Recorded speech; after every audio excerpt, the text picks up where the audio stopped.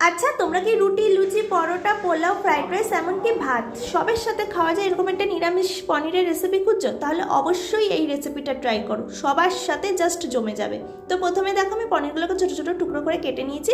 তারপর একটা মশলা বানিয়ে নিয়েছিলাম, তার জন্য দিয়ে দিয়েছিলাম একটা বড় সাইজের টমেটো, ছোট হলে দুটো দেবে।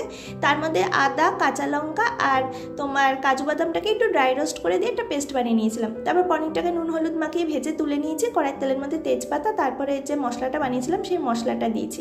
মশলাটা দিয়ে কিছুক্ষণ নাড়াচাড়া করার পর ওর মধ্যে আমি 1 চামচ জিরের গুঁড়ো, লাল লঙ্কার গুঁড়ো, পরিমাণ মতো নুন, হলুদ আর মিষ্টি দিয়ে মশলাটাকে ভালো করে কষিয়ে জল অ্যাড করেছি।